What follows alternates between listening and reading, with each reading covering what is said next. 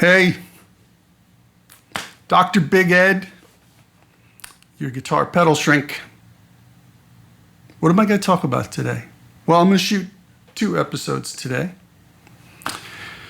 First episode, we're going to talk about a pedal that I should have brought up before. Some of you have asked me about it because I think I was probably the first in the States to have it, because the designer, builder, came and stayed with me for NAMM last year. I bought the pedal, but he said, hey, I'm not going to ship it. I'm going to bring it to you. And we made some presets and did a whole lot of playing around with it. And it was super duper cool. And you know, I often talk about saving money with pedals, try to get us to get our addiction under control. I think this pedal helps, and let me show you why. So, this is the Polydigit. Try to get some glare off of there. The Polydigit. Now, why does this, first of all, why are we talking about this pedal? Well, because it's awesome. I remember telling my buddy Tom Cram, who himself is a pedal designer, very successful after a long, illustrious career at Digitech, started designing his own pedals. And I said, Tom, you got to get this thing. And he's like, you're right, it's awesome. Why is it awesome? Well, you've got cab simulations, you've got EQ, you've got multitude of effects, delay, reverb, impulse responses. You've even got tape. It's emulations. It's actually recording of different tape machines at different levels of saturation. It's got the clouds, the mutable instruments clouds, which is basically the cloudy pedal in here as well. Yeah, cloudy's in here. As well as the new firmware has a synthesizer in there. I mean, it's just ridiculous. And you can flip it around at the touch of your finger. Yes, it's a touch screen. And there's a whole nother pedal. It's a modulation pedal called Bebo.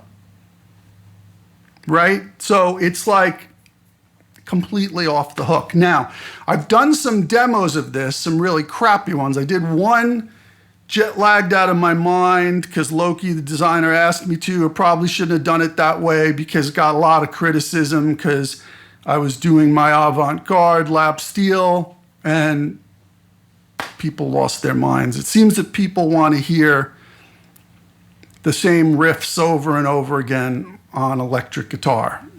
I mean, they're getting sick of people who are really good at doing demos. Silly me. And then I did another demo, which was my third try at that demo because there was an issue with my unit because I got one of the first 4 off the line and he rushed, and it wasn't his fault. Just it happens. Anybody who manufactures anything can tell you under deadline, rushing to get to trade shows, things happen. But I did do a demo eventually where I'm just running through the presets. It was real bare bones because I was so frustrated at that point after, like, I think the first time the camera went, the second time there was the issue with the pedal, and then when I got the new pedal, I just ran through the presets because I was just like done because, as I've said before, you know, my video skills are weak. They're weak. They're getting better, but it's not what I do. I record. This is my living. I'm a professional musician. I try to share my insights, experience with you. So, the Digit. So, the Digit, basically, we're just going to press, load, select. Let's load a preset. This one's called Acoustic Fripp Reverse. Sorry about the glare. So that's my complicated little, like, dual, like one reverse is, one delay is like 30 seconds, the other one's 15 seconds, and then halfway through the first repeat, the second delay goes into reverse. Crazy. You can do whatever you want. It's an amazing pedal. It has, there's a guy who's, I think, friends with Loki who just put up, like, he did, get a good rock guitar sound, and he did a power amp into a cab or an EQ to a delay to a reverb, boom, out. It sounded amazing to me. So there's really nothing you can't do. Also, the foot switches, I think you can see that. The foot switches can be assigned to, so you've got, like, say this one's bypass, but then these two, but this one doesn't have to be bypass. It can be whatever you want. And then these two turn the delays on and off because, if I'm in the middle of performance, maybe I don't want 2 super long delays. Maybe I want one of them to not be reversed. It's pretty awesome. So let's pull up another one and see what we got here.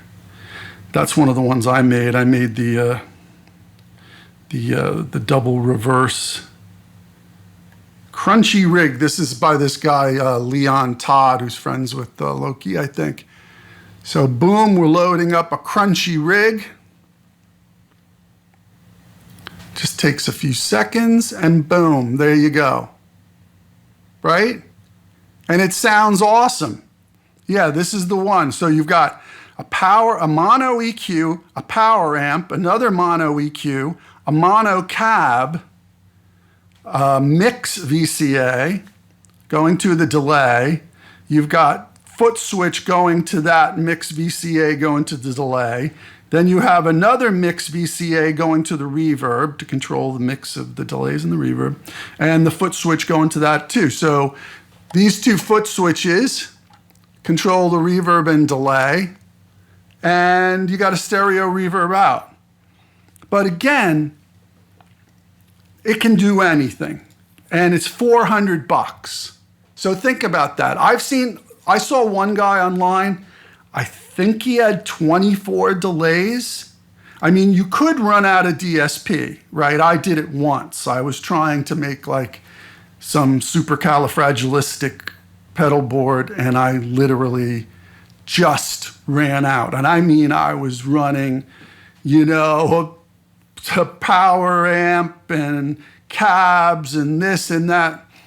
I mean, so that I would have every possible effect going.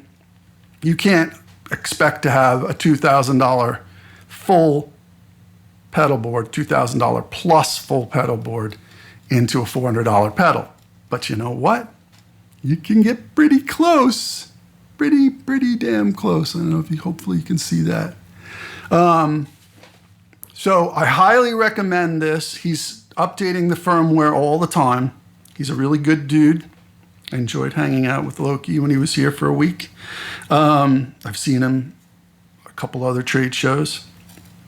And there's really almost nothing you can't do with this thing. I mean, imagine 24 delays going with this thing. So like if you're somebody like me who's addicted to delay and reverb specifically, you could have different types of delays. You could have your reverse delay. You could have your digital delay. You could have your tape delay.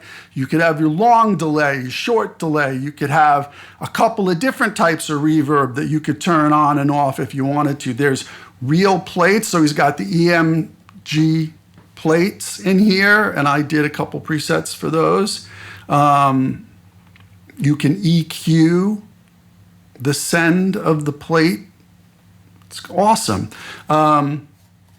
The algorithmic reverbs are amazing. The impulse responses are amazing. And now the Pool of the Black Star that Heinbach did, which I've had for mixing purposes because he gave it away like a year ago. So I've been using it, loading it in my IR loader when I do mixing. But that's in here now too.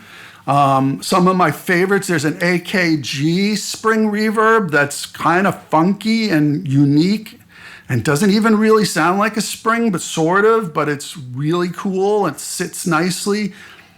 That's one of my favorites. The EMG Dark Plate 2 is one of my favorites. The Student Stairwell in, I guess, Queensland or wherever Loki is over there in Australia.